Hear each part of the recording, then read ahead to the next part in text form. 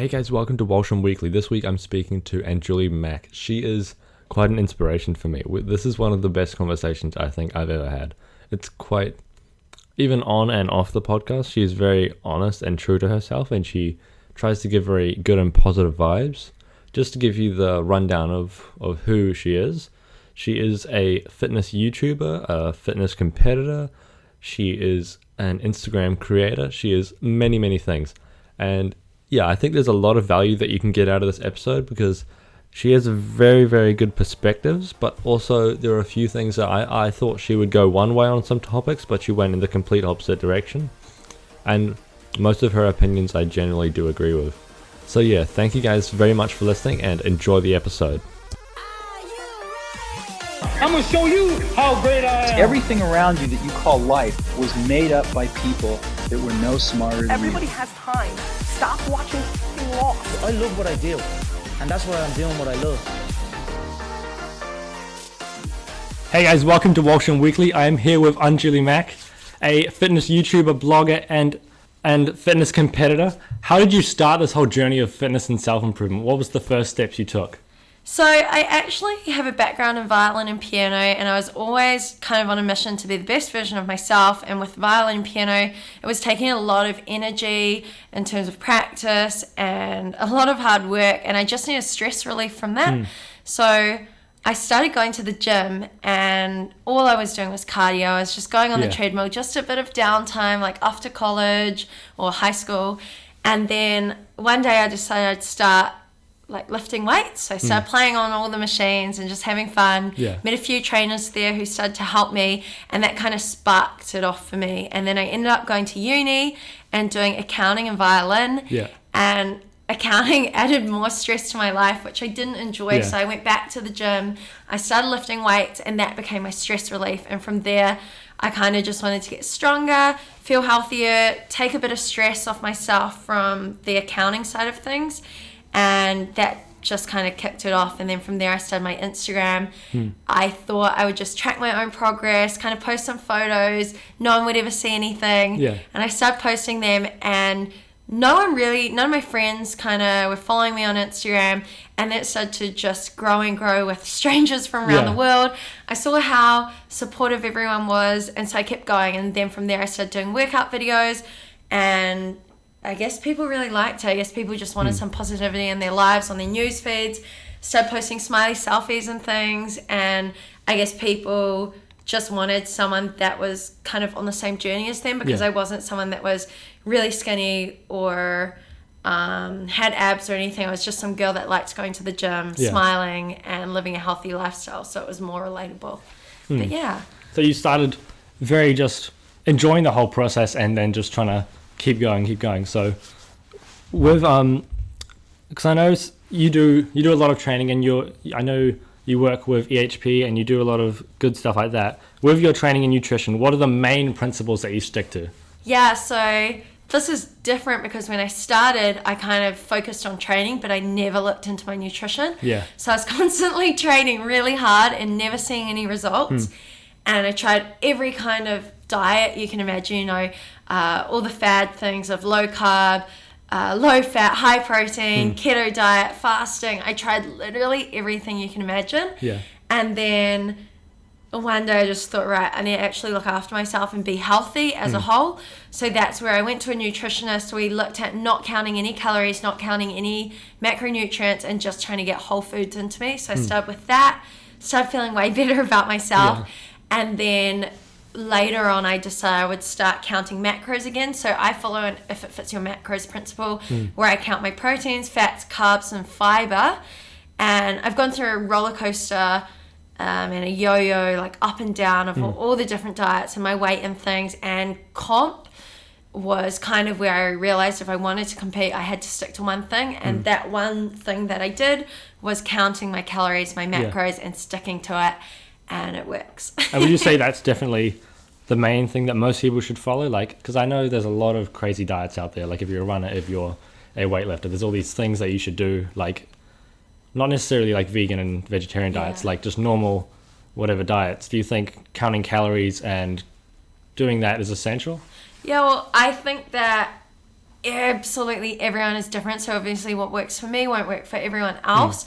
I think the most important thing, if you want to call it like a diet, the most important thing to getting results is that you're consistent. So whatever you're doing, you need to follow it through and trust the process. So I think for me, if it fits your macros works, because I'm very numbered minded and very scientifically based. So for me, it makes sense that, sweet, you can eat this much and you can burn this much and you're going to lose this much or gain X amount. So for me, that works really well. But then not everyone wants that. Not everyone wants to be weighing their foods all the time or playing on their phone trying to calculate their macros. So I think like finding a balance of protein, fats, carbs, and less processed foods is bound to help your body. So if you're eating less processed foods, I don't think that, obviously if you're eating crazy amounts of food, then you're going to gain weight. But if you're just feeding your body with good foods and training hard, then I don't think it needs to be as complicated as everyone makes it out to be. I definitely agree with that, because I know for myself, like a lot of my friends, they're so confused. They think maybe not as much anymore, but I definitely know like a few years ago, everyone had no clue what was going on. Like I personally don't really count calories because I'm not like too focused on weight, because it's more for me, it's like just gaining and running, so it's not really weight based. Yeah, exactly. So I think it also depends on your goals as well. So for me personally, I know that I can eat a lot of food and I would definitely struggle with because I put on weight so quickly. So for me, I need to have like a set goal for what I'm going to hit each day, and then an end goal for what I'm actually working towards. So for me, comp was a good goal. Otherwise, I'm just going to go crazy and eat all the food and then I don't see results. So now I'm in a reverse diet. So I'm increasing my food every fortnight and just trying to repair myself after comp and get some strength back. Sort of like a bulk? Bulk, yeah.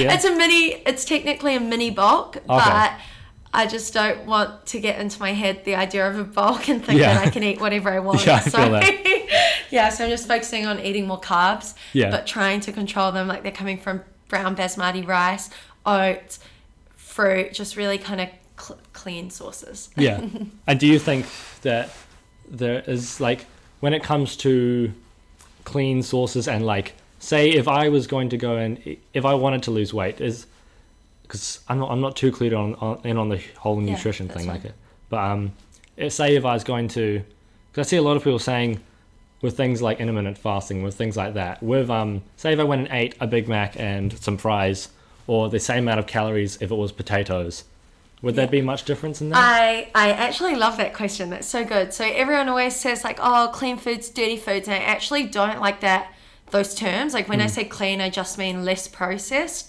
But there's like at the end of the day, it's your calories. So if you were eating 2,000 calories worth of McDonald's, or you were eating 2,000 calories worth of like chicken, broccoli, potatoes, bread, essentially it's still 2,000 calories, but the difference in how like 2,000 calories worth of McDonald's would make you feel in comparison to how like fresh fruit, fresh veg, some meat, and I don't know, like a low calorie ice cream or something would make you feel. You're probably going to feel better eating the less processed, high quality foods as opposed to fast foods. So although it might not have much of a difference in in calories, I think that makes a difference in how your body performs and how you feel. Like I would way rather train after having oats and some fresh fruit compared to like McDonald's. But you can definitely reach your goals eating I guess more processed foods. Like for my first 6 weeks of comp prep, I was just tracking my calories. I was eating things that most competitors wouldn't be eating, but it worked. And then in the last maybe 10 weeks, I cut out some of that. But I mean, my boyfriend has in the freezer like Whittaker's chocolate and ice creams, and he's getting lean as it goes. So I guess everyone's different as to how they want to feed their bodies.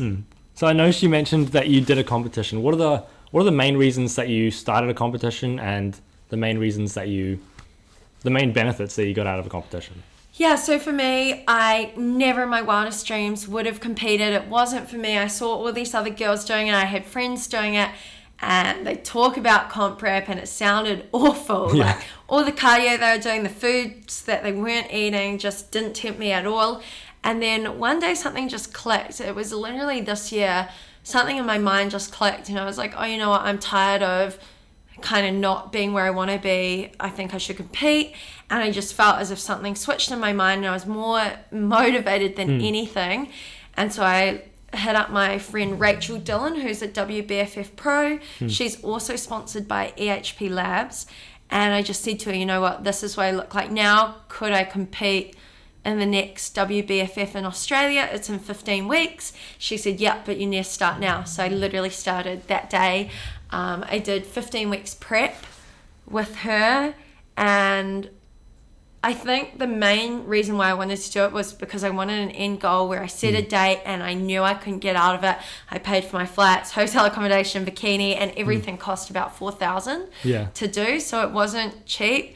But every time you're in the gym and you feel like stopping a few reps early, the thought of stepping on stage in front of so many people in a bikini and heels just got me through the extra reps. So it kind of provides you with a next level motivation. And then the other thing I got from it was a lot of really cool new friends. Like backstage of the competition, it wasn't catty.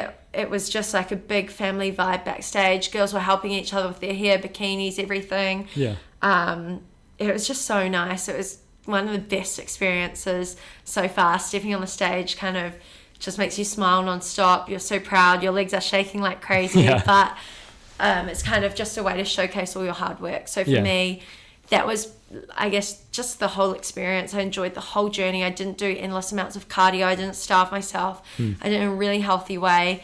And I guess meeting new friends and other people on the same journey was like quite a cool thing. And the worst thing about it would be post-competition. So after a competition is so much harder than pre-competition in terms of you don't have a goal.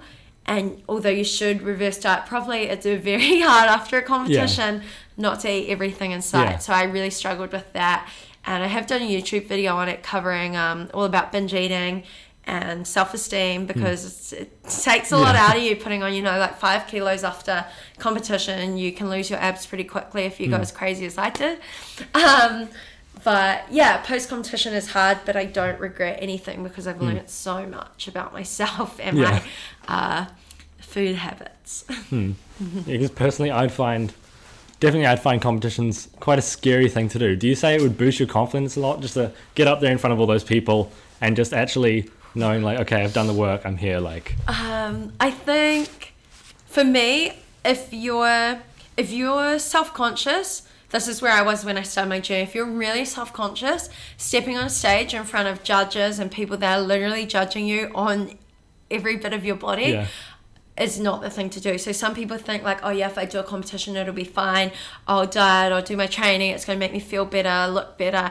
I think that you have to be so happy with yourself before you even want to do it. So I was pretty happy with all my training and my nutrition before, and comp was just like the icing on the cake, really, on the cake.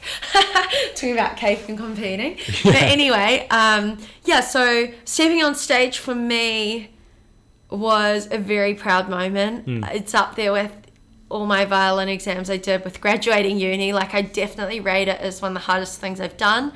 Walking on that stage, your legs are honestly shaking so much, and you're in massive heels, which I find hard enough as it is. So you're shaking a lot, and you just have to really try and focus and just smile at everyone out there. I wouldn't say that it boosted my confidence because it's quite nerve-wracking, but I would say that it kind of just showed me that if I can do that, you can literally do anything. Because that would probably be my biggest fear, walking in a bikini in front of judges on a stage. So it's definitely not like a very easy thing to do. Like, I find just going to the beach is scary, like just doing that. Exactly. Like, I didn't even feel confident walking in a bikini like down the beach. So yet alone to have to do it on a stage. So for me, I guess for confidence reasons, I guess now it's like, well, I've done that. Going to the beach is no different. But of course, the beach and being in public and like minimal clothing is never the ideal situation. Would you? Is there any advice or like tidbits of information that you would say if someone's thinking of competing? What would you say to them?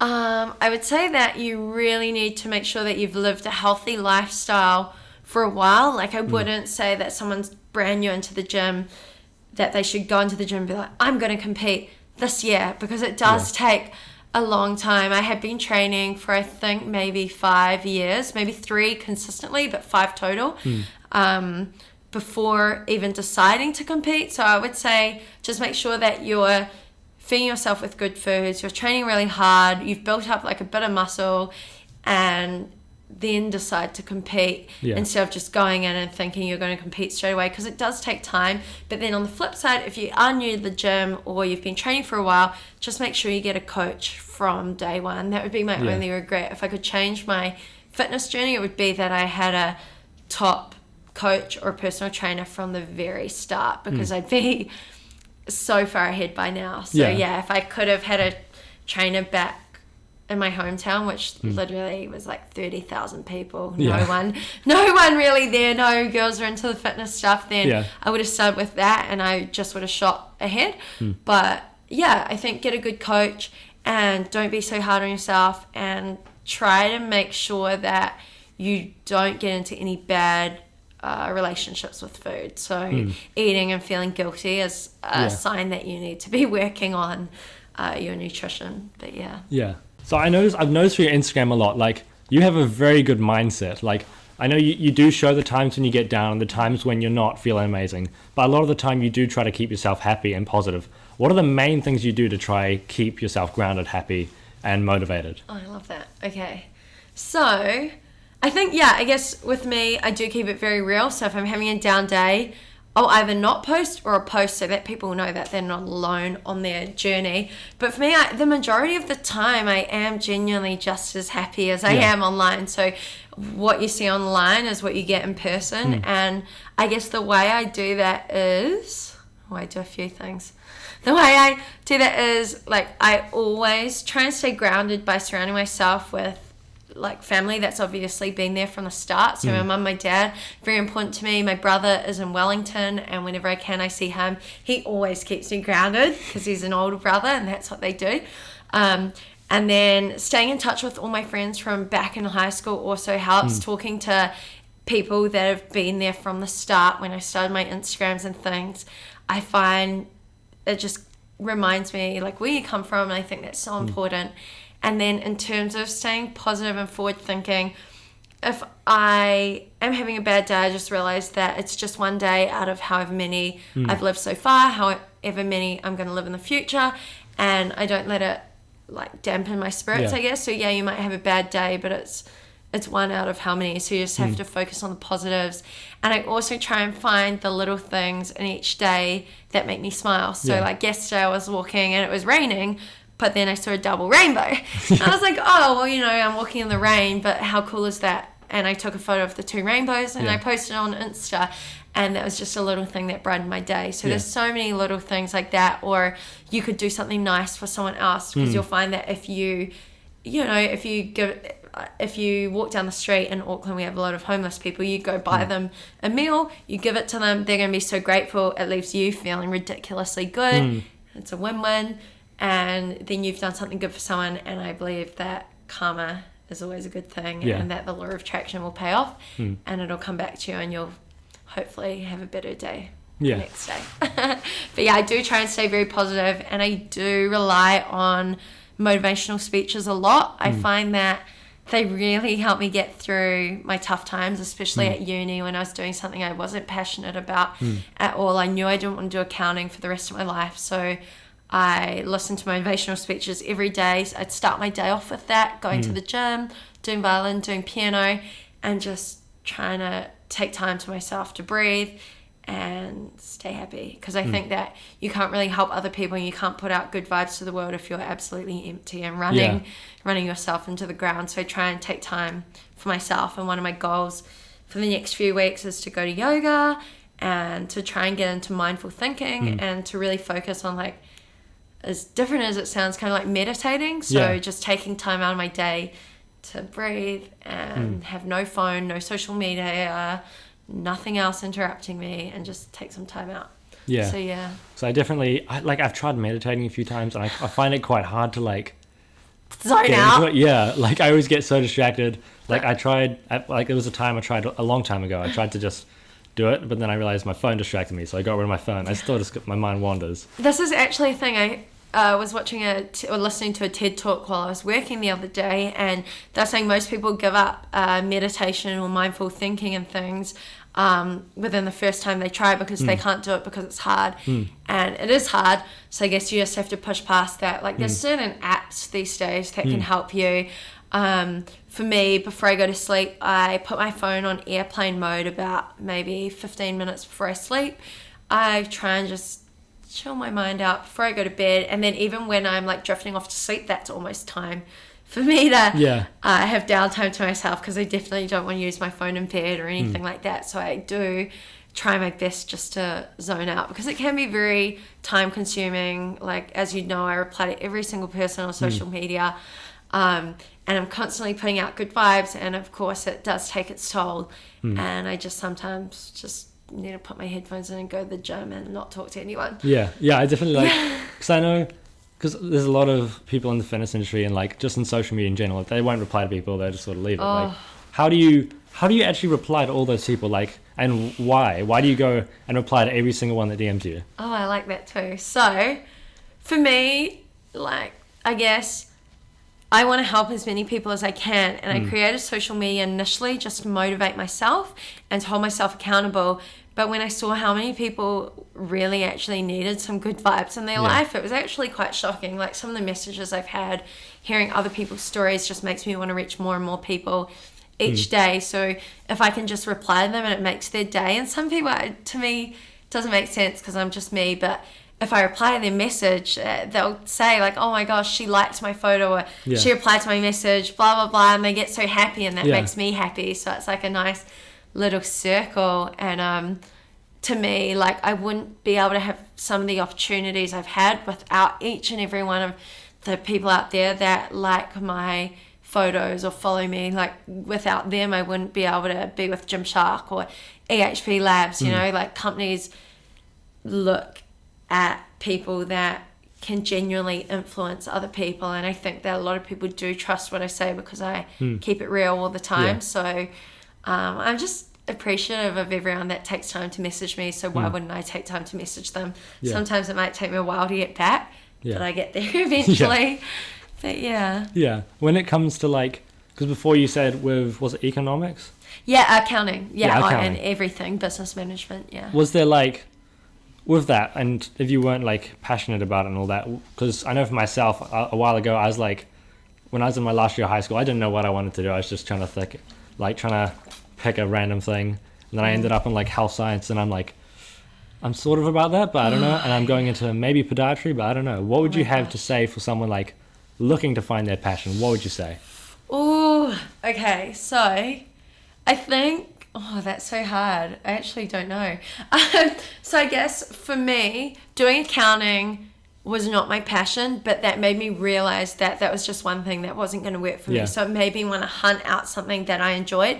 And literally at that point in my life, anything other than accounting would have interested me. So I guess for some people, if you don't instantly know your passion, then what you've got to do is try different things and see what you like, see what you don't like, and none of that's going to be wasted time because you're always going to learn. So as long as you learn from it, like, you can move forward, and it's just a learning curve, and you don't have to regret it. So for me, I did accounting after the first semester. I knew it wasn't for me, and I stuck at it for 4 years.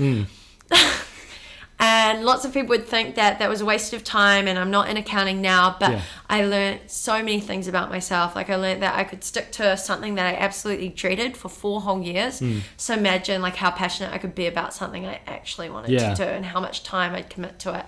I met some really amazing people through there. I got into the gym because I was trying to get away from uni. And from there, my university was in Waikato, which meant I was close to Auckland, which meant I could go to the fitness expo. And that's how I got sponsored. So everything really just played out right. And I think that if you're hardworking and you're not afraid to like say yes to different opportunities, eventually you're going to find what works for you. But you just can't give up. If I had given up and stuck with uni, and I actually did an internship in an accounting firm, and I didn't like it at all. If I had just accepted that I was going to be doing this job forever, then I could have stayed in accounting, but I just knew it wasn't for me. So I went out to find something else that was for me, and it all worked out. So I don't know. I like one of my favorite quotes is the harder I work, the luckier I get. And lots of people say like, oh, you're just lucky that it worked out. But I worked so hard. Exactly. I worked really hard all through high school, all through uni. And now I'm working super hard. So yeah, hard work does pay off. Yeah, because I know a lot of people when they see all these famous people and like all the people like getting sponsored, getting all these things that other people want, what would you say to those people who like they don't see the work that goes on behind the scenes? Yeah, I think there's a quote and it says like, it's about, actually I'm thinking of the quote. So, everyone will clap. It's something about like clapping for the person that wins the trophy, but they don't see all the hard work that goes into it. So I can't remember the quote. If I remember it, I'll post it on Instagram. But yeah, anyway, so I think that there are certain circumstances in which people on Instagram were born into families that do have a lot of money, and it gives them that disposable income, so they can go traveling, they can have live these epic lifestyles where they're sharing all these cool photos. But I guess it depends who you want to follow on social media. Like, you can follow those kinds of people if that's what you want to follow. But the kinds of people that I personally would want to follow are people that are hustling, people that are working really hard, people that pretty much like started from the bottom and they're working their way up. I guess it's just that you need to know that it takes time. I guess for me, people look at my Instagram and they think, oh yeah, like you've got X amount of followers, you're so lucky, it happened so quick. But honestly, I've been on Instagram for years, and there's other girls that have been on Instagram for a few months and they've shot up, whether it's because they took revealing photos or because they're just ridiculously gorgeous. There's different ways you can grow online, and if you're interested in numbers, then you can definitely take certain paths to get there faster. But if you're actually interested in inspiring people and motivating people, then it's going to take a while, and you might only have like 10 people like your photo on Instagram that has a really good caption, but that's 10 people that like wouldn't have seen it if you never posted it. So I guess you've just got to keep posting online, just be genuine, be real, do something you're passionate about, and people will like it. I mean, you attract what you put out. So I guess if you're really positive and you're true to yourself online, then people will like it, and people will follow you because they want to, hopefully. Because I definitely like, I used to follow a lot of people that they had the cool cars, the blah blah blah, like they had all this cool stuff. There's still a few people I follow like that have that I just like their image and stuff like that. Definitely. But like, I find there's a lot more value in following people like, I know she mentioned Gary Vaynerchuk. He's I love him. Big inspiration as well. Amazing. What sort of people like him and like other people do you personally take inspiration from? I really enjoy, of course, Gary Vee. I think he's amazing. He also replies to everyone that messages him. He's replied to me like heaps of times and we've spoken. So he's someone that I look up to from the business side of things. Like he runs his own media company. He replies to everyone. He puts out content all the time and it's of high quality. So for me, when I follow someone on social media, I'm following them because I enjoy their business mindset, and that's what attracts me to the Instagrams. Or for some people, it's the layout of their Instagram. Their Instagrams just look pretty, and I think that's cool. So I really like Gary Vee. I like Lewis House. Is that his name? House. Casey Neistat. I like his vlog. So mainly I like to watch vlogs while I'm doing other things. I don't sit down and watch a hour-long vlog on motivation. I don't think that accomplishes anything. But if I'm doing the laundry, or if I'm working or doing something else, planning out my week, I will definitely have some kind of motivational speech or an entrepreneurial video playing, just so I can take in anything I can from it. Who else do I like? There's so many. I think on Instagram I look up to CEOs a lot. So there's Ben Francis, who started Gymshark, and then there's Azar, who started EHP Labs. Both of them I find absolutely amazing and inspirational. And then there's a few New Zealand and local bloggers that I like to follow on Instagram, just to see what kinds of things they're doing. And it's just interesting because for me, like, I wouldn't promote anything I didn't believe in. It's just interesting to see the different types of ads people are now doing online. So, and paid posts people are selling themselves for. Yeah, because I noticed like a lot of people I see online, they obviously, it's like a lot of the thing with views is like a lot of it sort of is is money in a sense, but like with yourself, I noticed you put a lot of your like I know, because for myself, I'm a big fan of Gymshark. Yeah. I don't take many supplements, but like I definitely agree with most of the stuff. Like, do you think there's things you should do when you get like, if you're getting tons of views, is there things you should do to promote yourself or promote things in the right way? I think so. So for me, I personally would never ever promote something that I hadn't tried and used myself. So usually if a company approached me and they wanted me to promote their drink, I'm not gonna just hold up a drink and say, yeah, I love this drink. I would have to have tried it a few times before I did it, maybe tried a few flavors. And if I then didn't like it doesn't matter how much money they offer me, I'm not gonna be posting that, because I respect like my followers too much to promote rubbish to them, really, because the second that you start selling yourself short, whether it's detox teas or teeth whiteners, which are the common two things all over Instagram, as soon as your follower buys whatever it is and it doesn't work for them, you've just lost a follower for life. They're going to tell their friends, and you've potentially lost even more. So I care about each and every person that follows me.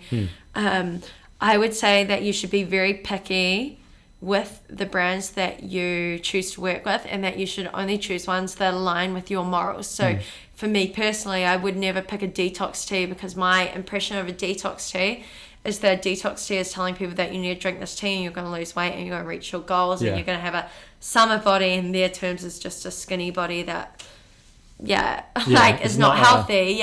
So I would way rather align myself with like a clothing brand such as Gymshark or a supplement brand like EHP Labs that both promote a healthy lifestyle that's a balance of training and nutrition, and then the supplementation adds to that to help you. It's not like take these supplements and you're going to get the dream body straight away. Exactly. So definitely align yourself with brands that align with your morals. Is key. And with like, so I noticed like with a lot of my girl mates that like go to the gym and they ask me for fitness advice, so a lot of them have like no clue about like the sort of like my idea of like what most girls should be doing instead of what they do. Like a lot of girls, I notice they do a lot of cardio, etc.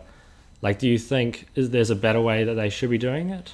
I think so. So I think almost every email I get from girls is often the typical, I do X amount of cardio every week, I'm not seeing results, I want to get toned, but I don't want to get bulky. And that is just the biggest misconception about lifting weights, because when people say get toned, what toned means in my head and what I think they're meaning is that they want to lean down and they want to put on muscle, because to get toned you actually have to have muscle to show, and to show the muscle you have to make sure that you're of a like low enough body fat percentage to actually show the muscle. So as soon as someone says like they don't want to get bulky, my eyes just roll back in my head, because like it is so hard to put on muscle as a girl. Like I've been training for so long, and you have to eat so much food to put on muscle, and there's no way that you're going to get as like muscly as the girls that they're thinking of, that they see competing on stage and figure and physique competitions. There's a lot of hard work and other things that go into that. So I guess the one thing I would really want to stress to young girls looking in to going to the gym and things is like educate yourself. You have to read a lot, or if you don't feel like reading, you just want the shortcut, then find a good coach or find a good trainer that will help you, because there's no reason for anyone to be doing hours of cardio or even hours of gym. Like maximum, really, you only need to be doing 45 minutes in the gym, and at minimum 3 days a week if you really wanted, and then you just need to work on your nutrition more. But for me, like I'll do 6 days a week and then one rest day, and that's because I love it. But if you don't really like it, you just want to get in a workout and just not put on any weight and try and look, I guess, healthier, then you could just aim to do 3 to 4 days a week. Because personally for myself, like at the start it was mainly just about looks. Like I just wanted the like strong physique, etc. Everyone, but now like I've noticed it's like I've transitioned more to like thinking strength and like just sort of, I guess, functional and healthy. Exactly. Like, I think people get so caught up with the aesthetic side of it that they actually forget what healthy is. I mean, from competing, obviously you need to make sure that you look a certain way, and it's not always healthy the way you get there. So for me, competing, I think that I did healthily, but after it, I wasn't healthy. And although you might look lean, it doesn't mean that you're healthy. And also when, like, I created Anjuli Fit for Life, the Instagram, because for me, it's about being fit for life, and that means mentally and physically fit. So if you're really shredded, you look really good, but then constantly every day you're telling yourself that you're overweight, you know, or you don't look good, and that you need to diet hard and all of this, like, that's not healthy at all. And there's people that are, you know, 10 or 20 kilos heavier than that person, but they love themselves the way they are, and they're happy with what they're doing. They might exercise a few times a week and that's it, but they're enjoying their life. And to me, that's healthier than someone that's, you know, absolutely shredded to the bone and not enjoying their life and always telling themselves negative things. So I think that health should always be a priority, and for me, that's what I've started doing now. So I'm getting my calories up, I'm focusing on my mindfulness. I want to go to yoga next week on Monday, and just try and, like, start living a healthy lifestyle where I actually feed my body with good foods, not just heaps of processed junk that's not really helping me. So, like, focusing on more of the like the sort of like the mental side of things, because I think that your physical and mental fitness are, like, just as important, if not mental being more important. Because I mean, you'll see so many people in the fitness industry that are in really good shape, but they're definitely not mentally fit. And you see it with YouTubers as well. There's so many horrible stories of YouTubers that are actually unhappy, and just all the social media world and all the pressure of the fitness world can be unhealthy if you let it be. So I guess you just have to be aware of what's happening and what you're doing, and just make sure that you're looking after yourself, which is what I need to do. So, when it, like, with, like, because I know obviously in the fitness industry it's a very common thing, like a lot of the very, very, like, I guess top people when it comes to, like, Instagram, like, there's a lot of them that are probably using steroids, or, like, maybe what would you say to, like, people, like, thinking, oh, steroids are the only way, or they can't be using steroids because this. Do you think it's good to keep it in perspective? Or I think that there's so many people on steroids these days, many people.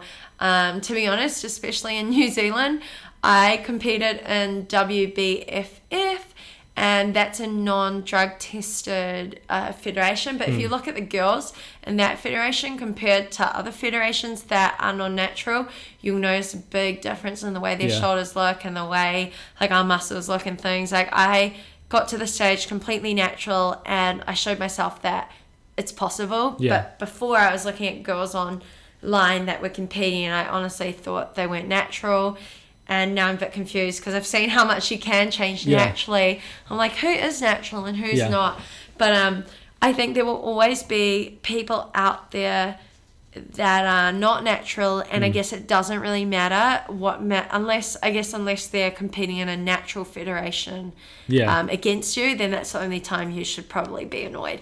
But there are a lot of people using steroids, and I guess it's just important to realize why you're doing it. So for me, when I started my fitness journey, I remember in one of the gyms I was at for uni, there's a lot of different people using different things, and I was around that as well. And I just said to myself, you know, like, why did I start this journey? And the reason why I started it was to be healthy, happy, fit, and taking those definitely doesn't get you there. So there's obviously a lot of side effects to them, and for anyone that's looking at doing them, just, you need to realize a few things. Like, it's not going to make you any healthier than going to the gym and good nutrition. And that's the way to get results. And then also you have to take into account that steroids are illegal. So, like, would you do any other illegal drugs, or are you making an exception? So you have to think about your morals. If you're competing in a natural federation, then obviously that's just a no-go. That's completely against my morals. If you're competing in a non-natural federation, you have to think of it like this. I can understand why people in a very top level and a pro level and competing as their career, they're making a lot of money from it. I can understand why they would need to take it. But if you're doing your first competition, you've been going to the gym for a few months or a year or whatever, like, just rely on training hard and eating well to reach your goals, I definitely don't see a point in taking any form of steroids. I think people just want a shortcut. Same with fat loss. People want shortcuts for muscle gain, for fat loss, and there is no shortcut. I mean, there is a shortcut, but it's not really the best option in the long run. So I personally would recommend not ever touching them. Ever. Like, I know definitely for myself, like there was a time where I was like, oh, maybe it's the only way to reach a certain level of physique and a certain level of performance. But then I looked into it more and I thought, I don't know how much it's actually necessary. I think everyone looks into it, honestly. Like, I remember when I started gym and I thought that that's how girls got lean and that's what you had to do to put on muscle. And I remember reading all the side effects, all about the different types of drugs out there. I read about all of them just because I'm interested in nutrition and stuff. It was way more interesting than accounting. But yeah, I came to the conclusion that wasn't for me. It doesn't help you long term for your health and in terms of your heart and everything else. So yeah, I would just stay away from them for sure. Yeah, definitely. Definitely. What if you had any advice for other creators and mainly for like myself or for other people on Instagram? What is the main piece of advice you would give them? It would be to choose whatever you're passionate about and then go with that, because I think it's really hard to stick to something if you don't enjoy it, which I would know, as I mentioned about accounting. But anyway, so with Instagram, for me, I have my fitness Instagram and I'm very passionate about going to the gym and things. So for me, that's just easier. Like going to the gym, I do every day or whatever. I can easily take a photo or a video and share any tips with that. So for me, that doesn't feel like work. And if it doesn't feel like work, it's easy. You're going to do it forever. And then my Anjuli Mack Instagram is just smiles and positive thinking. It's a place for me to write my thoughts down and share pretty photos that I like of things. Yeah. So, I think that the most important thing is to follow something that you're passionate about, and that goes for life in general. And then from there, be as genuine as you can. So don't go and post something online that you don't fully agree with in real life. So if you were to post something online and then you're the complete opposite in real life and someone happens to meet you in real life, then like they're going to know that it's fake. And again, that's just a follower you've lost who will then tell their friend, and it just goes around. So I think you have to be real with that. And then consistency and quality, so make sure you're posting every single day as hard as it can be. Sometimes I slack at that. If you can, you could even post twice a day, morning and night. Quality would be in terms of if it's Instagram quality photos. Like these days, iPhone 7s, the iPhone 7 Plus has an amazing camera. It's up there with the quality of some top cameras. So it's not hard for you to pull out your phone and take a really good photo, whether it's of you, your meal, a scenery, like a scenic view you see. Just make sure that you're creating high quality content in terms of images. Same with YouTube as well. I found that the best thing you can do with that, I'm still growing mine, it's very small still, but the best thing you can do is regular uploads, which is hard, but that and quality goes a long way, I've found, with growing. And then hashtagging on Instagram as well. Hashtagging, using the story, using the location tags for checking in on your photos as well as on your Instagram story. Using hashtags in your Instagram story draws you to, I'm not sure if everyone listening to this are like Instagram geeks like me, but if you hashtag in your Instagram story, it brings your story to the top of that hashtag on Instagram. So if I was to post a photo of me wearing Gymshark gear on my story, I hashtag Gymshark woman, I know that anyone checking that hashtag is going to see my story. So there's heaps of different ways you can do it. Just make sure you're well educated on the social media platform you choose to follow. So for me, I'm not a fan of Twitter. I don't understand 160 characters. I like to talk too much for that. So I don't really bother with that, but I focus on Instagram, YouTube, and Snapchat. So yeah. And to finish off, what is the main piece of advice you would have for anyone heading on a journey of self-improvement and a journey of just trying to become a better version of themselves every day? I would say that it's important, like we mentioned before, to stay grounded with your journey, to enjoy the whole process as well. Like think that a lot of people get so caught up in focusing on the end goal that they actually forget to enjoy the whole process, because at the end of the day, like, that end goal is not going to be your end goal forever. So for example, my comp was my goal, but I had to enjoy the whole journey, otherwise the 16 weeks was just a waste. I do the comp and then it's over and I'm on to the next goal. So comp for me was a stepping stone. So have goals in place, they're your stepping stones, but in between those goals you should be enjoying it the whole way through. Like, obviously you're going to have some ups, some downs, but overall you need to make sure that you're doing something you're passionate about, that you love and you enjoy. And then in terms of self-developing, I think that you should remember why you've decided to change yourself. So if it's you're looking at leaving a job that you've been doing for a few years, or you're looking at leaving uni, or just pursuing a new dream, or going traveling or whatever, I think you have to really think to yourself why you want to do it. Like, is it because you're unhappy in the situation you're in, because you think you'll be happier if you do that, or is it just that it's a moment of like a down day and you're just fed up of your job, but really, like, on the overall you actually enjoy it? I think you need to figure out why you want to move past whatever you're doing and why you want to develop yourself, and then keep that in mind when you're moving forward, I think, if that helps. And then also, of course, just work like crazy to make it happen. Nothing comes easy whatsoever, which I'm learning now. There's so many things I want to do, and I know it's a lot of work, which actually scares me. But one quote I read a while ago, it said, like, if it scares you, then do it. And for me, that was competing. So it absolutely terrified me, and I did it, and it was the best thing I could do. If you know leaving your job does scare you, like, I guess just come up with a smart plan and then just do it, and don't look back. Just keep going forward, and I think that you'll make whatever you want happen. You'll make it happen as long as you're willing to put in the work. So yeah. Sweet as. Thank you guys so much for listening. Thank you so much for being on the podcast. This was an amazing conversation. It was quite like, it was good for me to get the perspective of like someone who's done these things and got all this experience, and like, yeah, it's quite inspiring for myself, and obviously will be for all the other people who listen to this. So yeah, thank you very much. Yay, thank you, and thank you to everyone for tuning in. I hope you enjoyed it. I hope you learned something.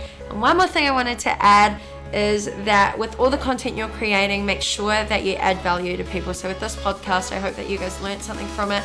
With all your social media posts that you guys are doing, make sure that you're always educating people. So yeah. Sweet as. Thank you very much. Yay. Hey guys, I hope you enjoyed that episode. Me and Anjuli had really good conversations, and I felt like just vibed really well. I hope you guys will check her out on her YouTube, Anjuli Mack, and on her Instagram, Anjuli Fit for Life and Anjuli Mack. I will leave links to all those in the show notes of this podcast. Thank you guys very much for listening. I would love if you would check me out on walshami.com, and I would love if you would leave a review on iTunes or on Podbean, whatever you're listening to this on. I would also love if you would check me out on Instagram and Facebook at Wonky Walshami. Thank you very much for listening, and have a good day.